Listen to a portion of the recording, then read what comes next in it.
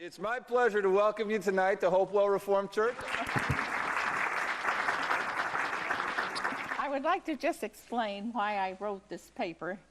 I belong to what is called the Wednesday Club, and for a membership in this club, you have to agree to write a paper once a year. For 25 years, I did this. After you're in it for 25 years, you don't have to do it anymore. All you do is go and... I think they feel they've heard enough of you, and all you do then is just go and eat and have a good time. So anyway, this was done for the Wednesday Club. The Wednesday Club is celebrating their 100th birthday this year, and this club has been in continuous operation all that time. It started in Fishkill Plains and Hopewell, and it is only 25 people because that's all that can meet in the homes. But it is a fun thing, and I enjoy it very much. Anyway, I wrote on Hopewell Junction in 1923. The year is 1923. As my story unfolds, I am a young girl who has spent the first 10 years of her life living happy. Now, I know you all have figured out how old I am, but I'd like you to know right now that you are wrong. I really am only 78. I mean 88. I mean 87. But you all think I'm 88. But my birthday is not until October. So don't push me. All right. I've been living happy and contented in the village of Hopewell Junction, so called because of the junction of two railroad lines, the Central New England and the New York, New Haven, and Hartford. It is a busy and important railroad town with a smattering of small businesses and farms. It is my world. I really know little of any other. To me, it is an exciting place with all of its many big black trains, the clatter of the wheels on the tracks, the steam, the whistles. I wasn't concerned with the soot from these engines, which caused despair for my mother as she surveyed the wash on the line. Nor did I have any fear of the occasional hobos who rode the rails when they stopped at the house and asked for work in exchange for a meal. The unpainted buildings of the town did not appear unattractive to me. Life was uncomplicated, and except for an occasional fistfights with school kids, which usually, among the girls anyway, resulted in agonizing hair pulling, kicks and punches. We swam at Larry's Creek in the summer, ice skated at Borden's Pond in the winter, and we sledded on any hill we could find, even in the roads, as there was little traffic. There was a very nice hill where the Grand Union is today. If we could extend our ride by going through someone's yard, we did that. Everyone knew everyone else. I was loved and happy. On this day, in the year 1923, I leave my house to stop down the walk, pausing at its end to await the arrival of my friends, Ruth, Lee, and Marie. As I scuff my shoes in the dirt road, my gaze goes across the street to the farmhouse of my grandmother, now the McCool Funeral Home, where I see my mother and my aunt and my grandmother sitting on the front porch enjoying the customary afternoon chat.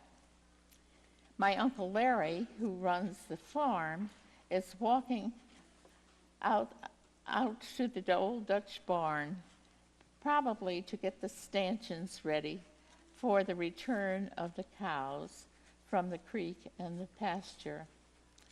As I glanced down the hill, I noticed that our neighbor, Mrs. Norman Cole, is out welcoming her guests, the Wednesday Club ladies, who have come down, donned in their hats and their gloves for their literary meeting and social life and refreshments. I also see my friends approaching and eagerly await the beginning of our favorite walk, which is planned for the day, the circle or square that comprises Hopewell Junction. As I join the girls, we continue up the road, passing on our right the home of Howard Stevens, proprietor of Stevens Store. Mr. Stevens was in later years to meet his death in a tragic way. It was the 4th of July, and he and Mrs. Stevens had gone fishing, where he apparently suffered a heart attack, fell out of the boat, and drowned in a few feet of water. Next to the Stevens house was an old orchard belonging to our farm, which contained a few old apple trees. Those trees produced very early yellow apples that were such a treat after the drought of the winter and summer with no apples. The trees were also good for climbing. Beyond the orchard was Coleman's Red Onion Hotel and Bar. Red because that was its color, onion, I know not why. The house burned in later years, the cause unknown, but many a fire was caused by embers flying from the engines. It was a marvel of the time that Mrs. Coleman's diamond ring was found in the ashes. As we approach the railroad track, we are stopped by Mr. Wenzel, who is the guardian of the tracks. He has come out of his little shed with a paddle with the word stop on one side showing, and the opposite side reads go, which he exhibits when the track is clear. Some days we argue with this man, saying that we can beat that train that's coming, be it known that if one got stuck by one of these long freight trains, it could be a lengthy wait, as there were many cars on the freights, sometimes numbering over 100, with an extra engine in the rear or a double engine in the front to help either push or pull the train over a falling mountain. Today, as usual, we wave to the engineer in the engine and again to the flagman in the caboose. We also have to wait for a little hand car which was being pumped along the tracks by the workmen who prepared the switches and so forth. Safely across the rails, we note a railroad freight building, and next to it, Cupetz's lunchroom, which we rarely enter. The large building across the street we gave wide berth to, fearing we might meet up with someone who had been in the bar. It was a hotel, it was a hotel also, run by Mr. Foxy Turner and assisted by his maiden daughter, Annie. Little did we realize that Annie would, during the World War II, keep a jar on the counter urging donations for the soldiers. Not a boy from Hopewell who was in the service failed to receive a gift of cigarettes, candy, and sundries from her. We now turn to the right, glancing as we do so at the firehouse located on the corner. It has a large iron ring mounted outside, which is struck to announce a fire. The train whistles also blow special warnings to announcing that there is a fire too, perhaps one long and two short toots. To find the exact location of a fire was a very simple thing to do. All you had to do was to ring up Central, who was the operator. We called her Central. All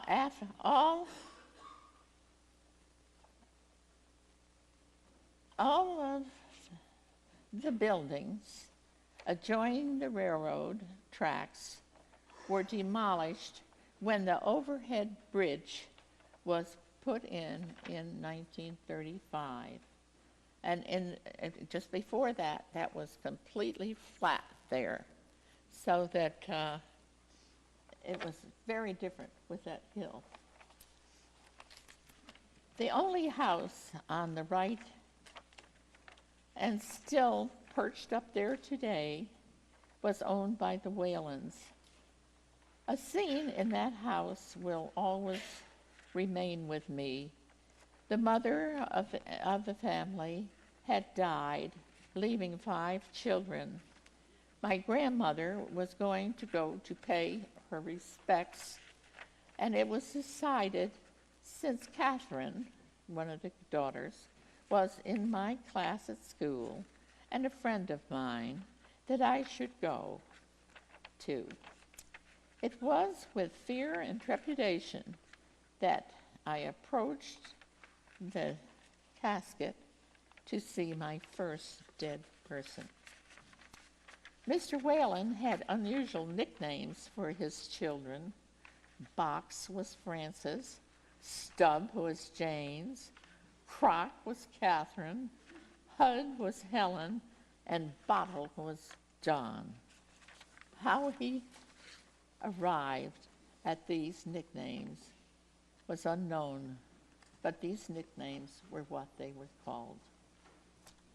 We cross more tracks, no watchman here, and come to the station where my Uncle Sam, Marie's father, is the station agent. The station is not busy or bustling today, as a passenger train has just not long ago left for Poughkeepsie.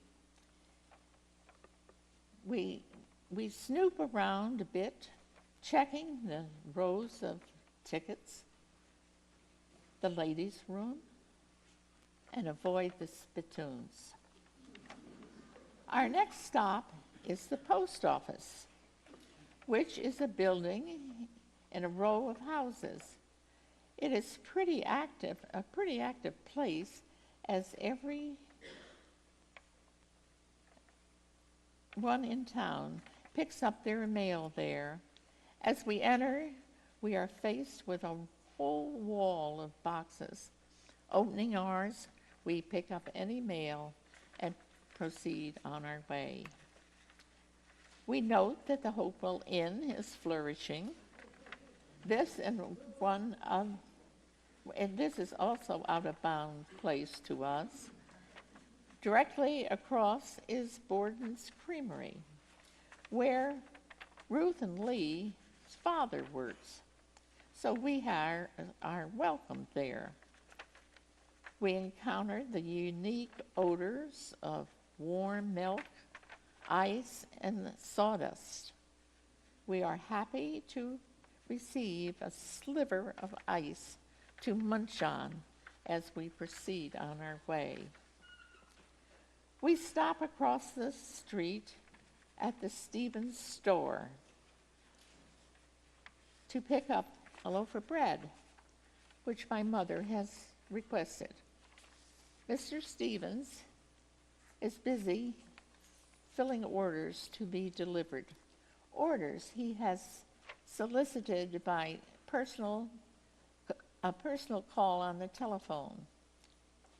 The store is rather dark inside, with oiled wooden floors, dark walls and counters. It's no supermarket. There is a lot of merchandise, though, in the store. On one side is the food market. Canned goods, eggs, butter, bread. The other side is the clothing, including shoes and arctics and boots. Across the road again, we go to check out the feed and cold plant of my grandfather. He has died the year before, but I can still visualize him seated at the roll-top desk, working on his accounts, a pipe in his mouth. The bin of feed and seed are fun to run your hands through, and the big wooden scale outside, flush with the ground, so that the wagons and trucks with their coal can be pulled up on it and be weighed, is one of life's marvels to me, since the weight registry is inside the office. I puff up with pride that my grandfather has such a wonderful invention. Passing the sheds and the duck pond, we come to Burtis's Hotel and Basement Bar. There is a pathway between the buildings and the pond, which leads to another pond, which is where Borden's Creamery gets their ice in the winter. We never asked permission to cut through Burtis's yard. It seemed to be a long-standing tradition, the same as flying through Bates' yard on Orchard Street on a sled, sliding under the fence and ending up in the Wintermute's yard. Adults were kind and generous to us, and we were pretty good and well-behaved children, except perhaps at Halloween, when a privy at the schoolyard was usually upset. Our good behavior was in part due to everyone knowing everyone who you were, and the fact that anything that you did wrong could easily be reported to your parents. Crossing the tracks for the fourth time, we hear no whistle announcing a train. The roundhouse is off on the left. We don't usually go there. The big, noisy engines are too intimidating, and perhaps we aren't receiving too great a welcome from the workmen, because the roundhouse was the train's hospital. We do stop at Mr. Grumbly's store, however, where we have the change from the bread to spren.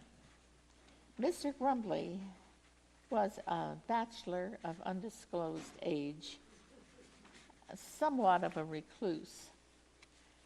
He wore a wig held on by rubber bands cut from an inner tube.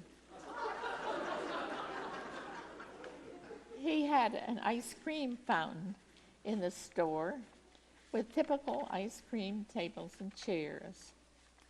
He also sold magazines and newspapers. In the front of the store was a wonderful counter of penny candy. If I had a nickel to spend, it invariably went for a roll of Necco wafers.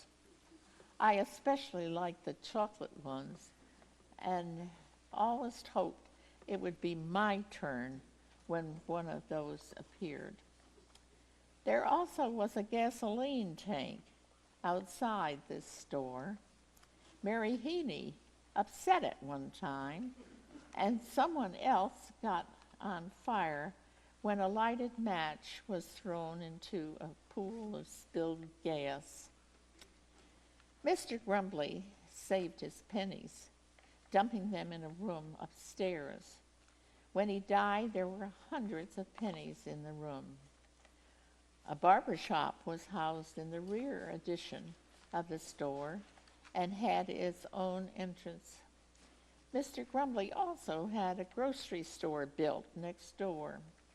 At the time of our walk, it housed the King's Market, our first chain store. It was followed later by the Schaefer store in 1927, run by Mr. and Mrs. McKeel. She is now Lula Knickerbocker. Her children, Louis McKeel and Myra Ross, all three are still living in Hopewell. Sadly, that is not true anymore. None of them are living. The tiny building across the way, and that's that little teeny house, was perhaps a barber shop or maybe a shoe repair shop. We didn't stop there, so we don't know what was there. Ahead is one of our very favorite shops, the blacksmith, run by a Mr. Pascoe, George Bailey's grandfather. What a fascinating place. The stamping of the horses, the switching of their tails, the hot fire pumped up by the bellows till it was fiery red, the pounding of the anvil, and the hissing of the hot iron as it is dumped into water to cool and to harden. And then the mystery of nailing the shoe on the horse's hoof, and he didn't even whimper or cry. We didn't bother with the 2 bars across the street. And do you think there are quite a lot of bars in Hopewell? And we didn't even bother stopping in at Dan Lynch's meat market, although he was a very nice man. It was getting late, and we were due home shortly. Cy Tompkins' store was on the corner. That was the corner of now 82 and 376. He had the well-known reputation of not being too generous, wrapping all of his sales in newspaper. He carried groceries as well as notions, thread, buttons, a bit of yard goods. I was often asked by my grandmother to run down to the store for some item, and I was always glad to hear her say, "And keep the change." Cy, too, had a counter of penny candies. The Episcopal Church, now Frankie's, across the road, is not our church, so we ignore it.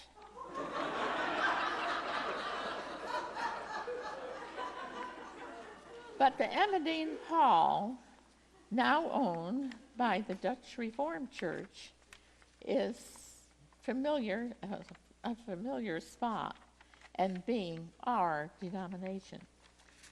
There is a supper planned for that night in the basement, which houses the dining room and the kitchen. Ladies are bustling around, setting the tables. The upstairs of the hall is used for various activities: Sunday night church services, silent movies with Mr. Mills playing the piano, basketball games, plus Christmas programs and so forth. When in addition, a long room and a stage and a kitchen was put on the church, Emmeline Hall was sold to the Catholic Church. We passed the parsonage, and this was the parsonage for the Dutch Church, which is right next to what is the antique shop now there. And that was where the Frys lived when they first came here. And Mrs. Fry just loved that house. They had just been married, and it was their first home, I think. And she, to this day, really speaks of that place with loving thoughts. And as we pass the parsonage, Mrs. Cole's Wednesday Club friends seem to be leaving. In fact, some are having to wait for Uncle Larry's cows to journey up from journey up the road from the pasture to the lane, and eventually the barn.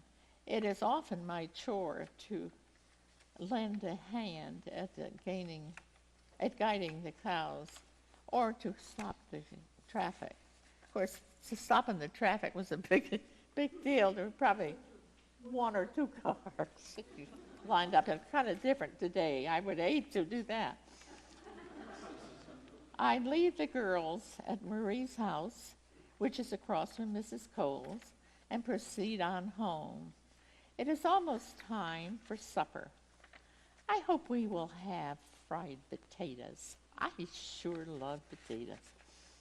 So this was Hopewell Junction in 1923, and to me, it was just like Lake Wobegon, where, quote, all the men are smart, all the women good looking, and all the children are above average.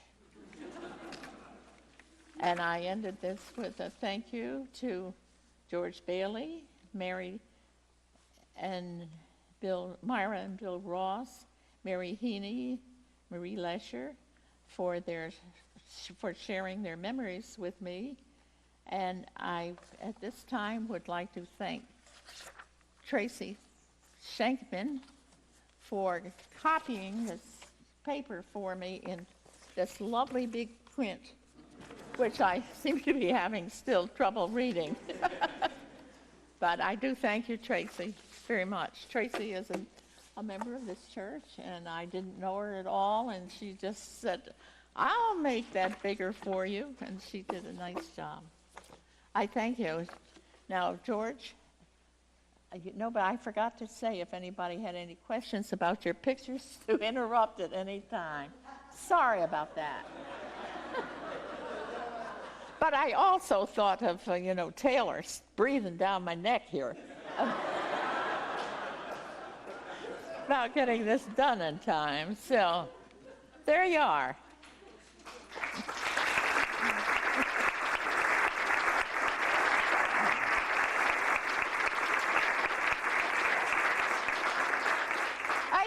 I think maybe, George, do you have a few more slides you want to show?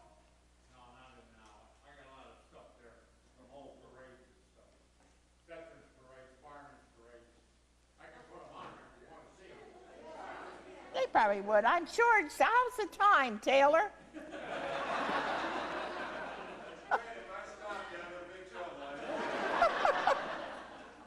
You seem to to be jumping out the door there in a hurry. You know how it is.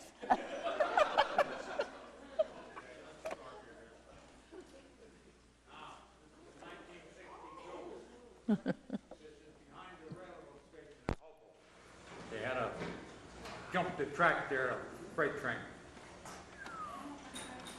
I went around over there and took 4 pictures of them.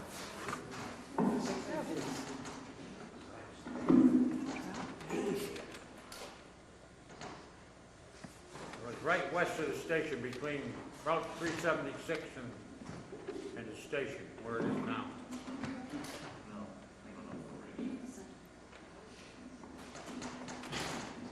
Now, this is 1949, the 100th anniversary of the town of East Fishkill.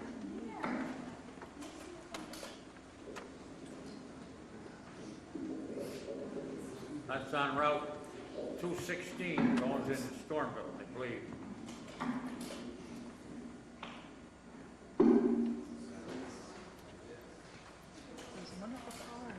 Oh my goodness. There's some of the Gold Star mothers from World War II.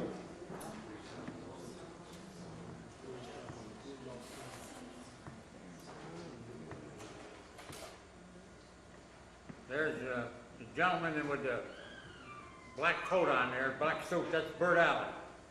I don't know if anybody remembers him. That's Bert, yep. He was a judge in the town at one time. Frank Northrop is alongside of him. George, can you go back one? Is that a Krug's bakery store? Yes. Okay. Friday. Friday in Lumber. Yeah.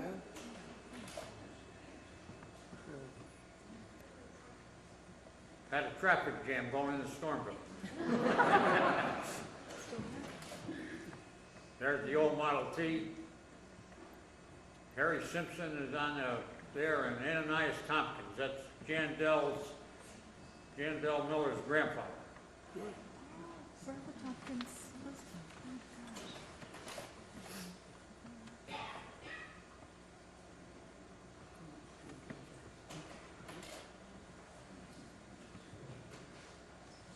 That's the first fire truck they bought after they had the 1921 Model T.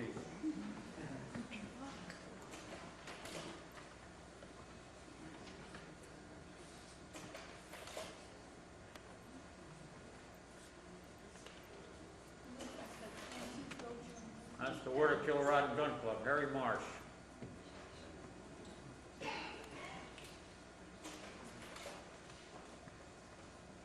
Whoops, it's backwards.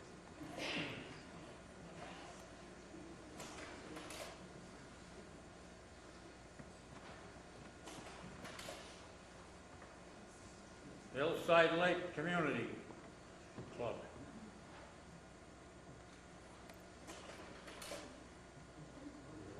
I think that's the Bethel Baptist Church, but I'm not sure. And there's Harold Mulford's, or Jim Mulford's old covered wagon. How old would that be? Huh? How old would that wagon be? Pretty old. And here's the 40 and 8 boxcar, American Legion.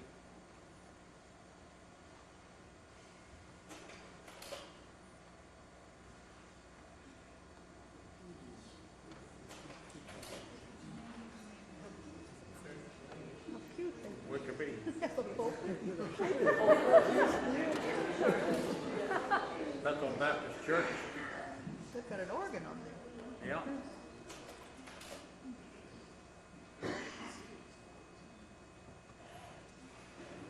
Joe Dink is standing there by he was a member of this church. This is some of the houses they visited on that centennial thing. That's I think that's Pell's. That's Foxley Hall, which is now that restaurant. I forget what it's What restaurant? La Chambord. Oh, yeah. That's La Chambord now, yep. Right. That's the Tucker residence, Jackson residence, whichever you want to call it. Where is that? Right over on 376, or 216 going into Stormville, on the left, just before you go over the railroad tracks. Julie and Charlie Tucker's son lived there. Scott Tucker. That's Mrs. Neishinger's up here on, after you cross the parkway on Beekman Road, first place on the left.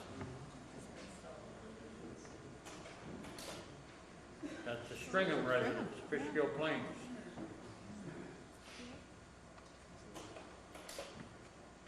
No, I don't know who that is, which I can't remember who that is. I think that's Bannon Moore's. I don't know, I'm not sure.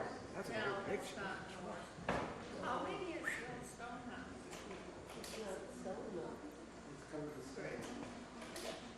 Now, this is when Emmerdine Farm burnt, J.C. Penney's on 376. What year was that, George? 1951, I think.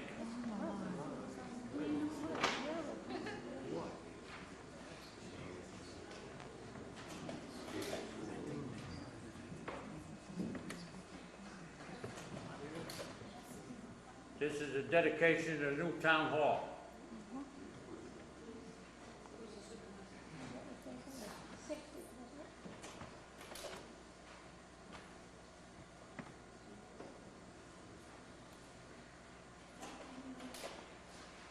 And this is some of the firemen's and veterans parades after World War II.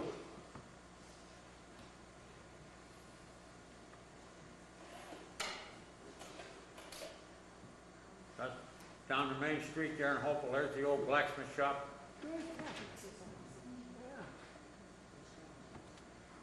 House after the blacksmith shop has been torn down. That's a parking lot in there.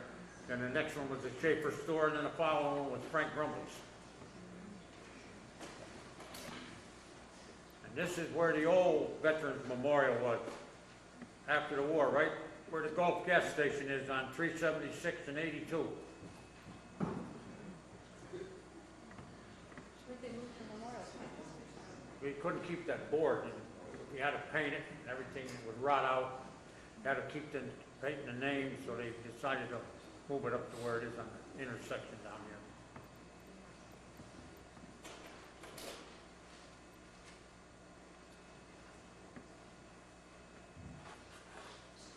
At least everybody didn't step anyway, it looks like.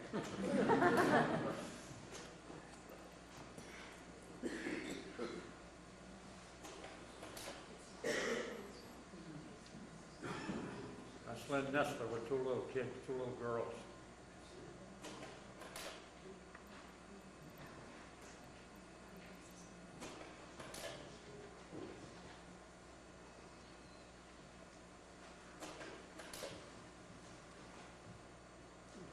Dana Maloney in the front there, Harold Mulford. This is the Hopewell Drum Corps, Monty Way on the left over there.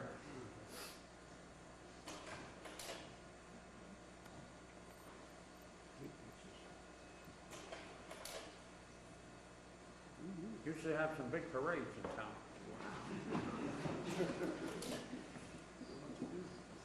Now that lady with the pink skirt on and the flag in her hand, that's the one Charlotte was talking about. That's the Whalen girl, Catherine, what he called Croc. And that's Myra Ross over on the right. In the saddle shoes. Saddle shoes.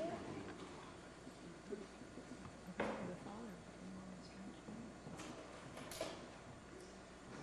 And there's Malcolm Ross and now I think it's Bernie Cipher with the old Model T. That's when he moved had the parade and he ended up at the memorial down here on the intersection.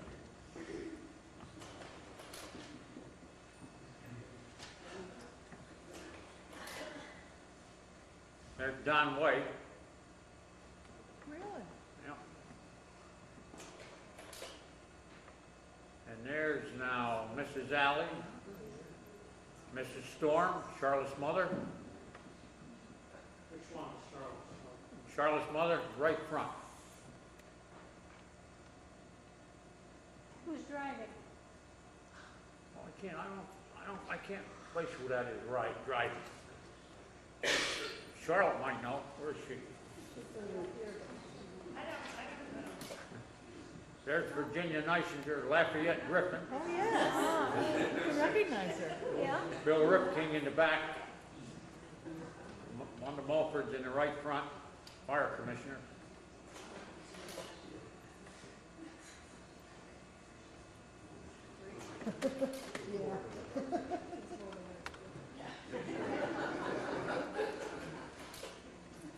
There's Dr. A.I. White on the left in his naval uniform.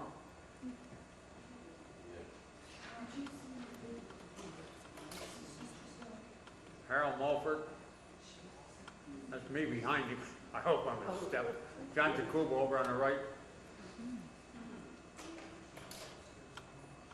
Bill Ross leading the firemen on the left there. This is the old memorial down where the golf station is. Whoops. Uh-oh.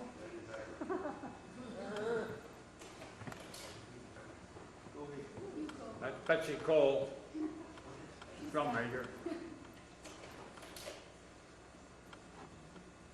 These were taken at night, and more or less when the sun was going down. This is coming up to the memorial, up off of the bridge and up to the memorial.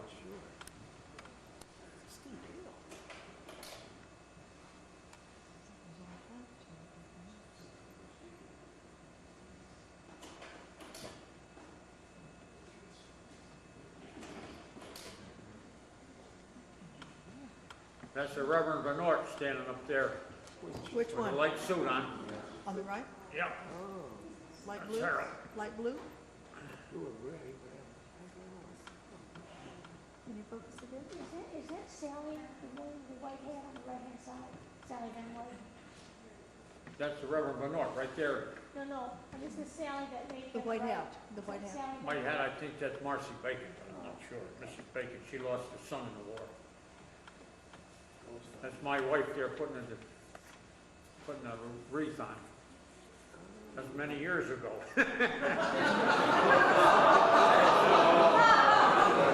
Can you focus? I'm in trouble. I'm in trouble.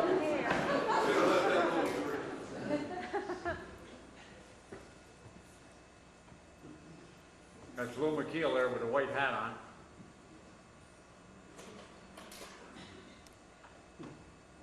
There's the Reverend Bernard there. That's when we moved the memorial up from down by the gas station. That's a tamarack tree we had skinned down, shaved down, and made for a telephone pole. Or for a flagpole.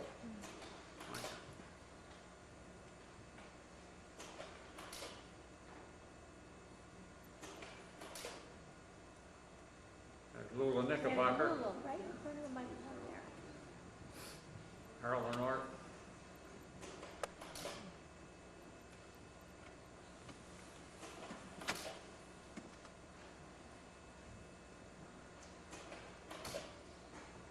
This is there's the firemen all lined up.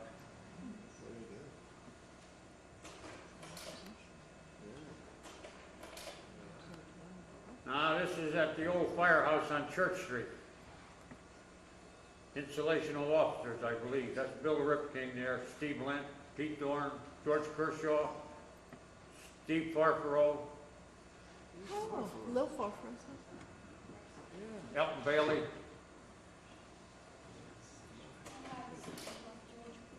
There's some more of them. Lou Dowdy, Kaplan, Culligan, Caruso, Bacon.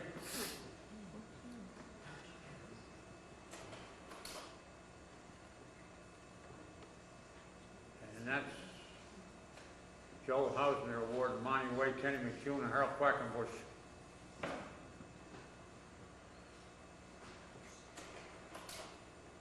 And there were the three charter members left of the Hopewell Host Company. Charles Miller, Ananias Tompkins, and now Mulford, Jim Mulford.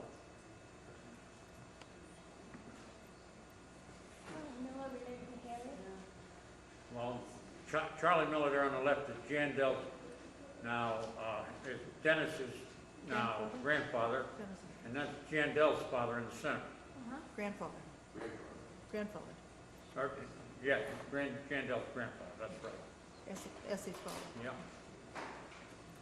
This is the old community center for the recreation.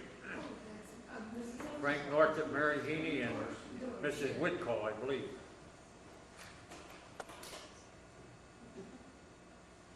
Coach Cousins from Wappender's on the right. That's the first Little League team they had. That's Ray Knickerbocker managed them.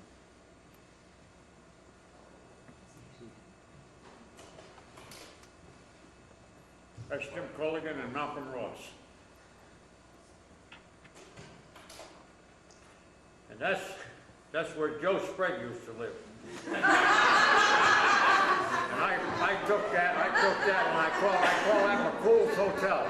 You're right about that, George. I call that McCool's Hotel.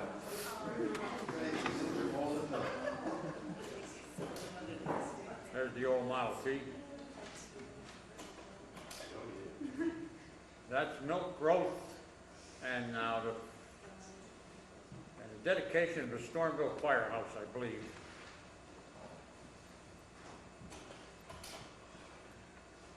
That's the installation of American Legion officers.